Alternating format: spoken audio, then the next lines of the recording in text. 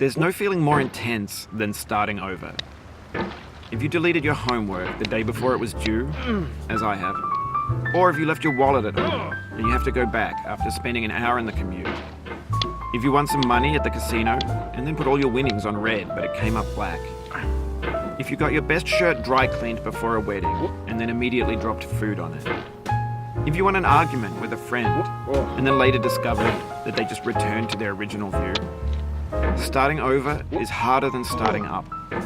If you're not ready for that, like if you've already had a bad day, then what you're about to go through might be too much. Feel free to go away and come back. I'll be here. Alright, thanks for coming with me on this trip. I'll understand if you have to take a break at any point. Just find a safe place to stop and quit the game. Don't worry, I'll save your progress, always, even your mistakes. This game is a homage to a free game that came out in 2002, titled Sexy Hiking. The author of that game was HuHu, a mysterious Czech designer who was known at the time as the father of B games. And B games are rough assemblages of found objects. Designers slap them together very quickly and freely, and they're often too rough and unfriendly to gain much of a following. They're built more for the joy of building them than as polished products.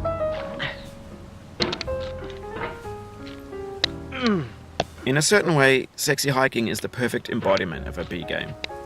It's built almost entirely out of found and recycled parts, and it's one of the most unusual and unfriendly games of its time. In it, your task is simply to drag yourself up a mountain with a hammer. And that act of climbing, in the digital world or in real life, has certain essential properties that give the game its flavor. No amount of forward progress is guaranteed.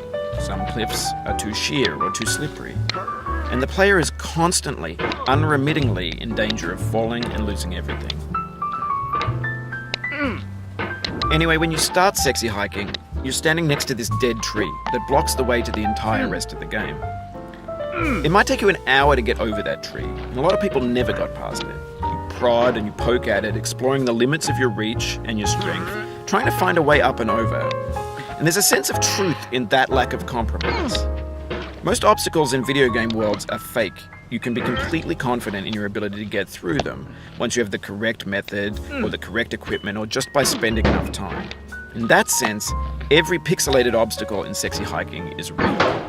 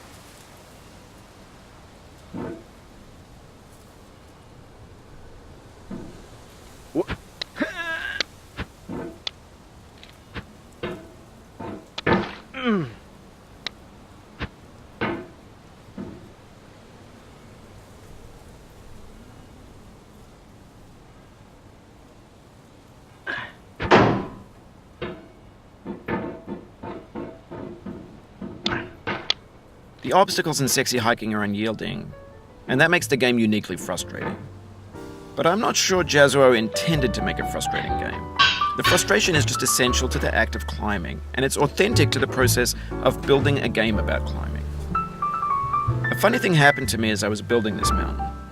I'd have an idea for a new obstacle, and I'd build it, test it, and it would usually turn out to be unreasonably hard. But I couldn't bring myself to make it easier. It already felt like my inability to get past the new obstacle was my fault as a player rather than as a builder. Imaginary mountains build themselves from our efforts to climb them, and it's our repeated attempts to reach the summit that turns those mountains into something real. When you're building a video game world, you're building with ideas, and that can be like working with quickset cement. You mold your ideas into a certain shape that can be played with, and in the process of playing with them, they begin to harden and set until they're immutable, like rock.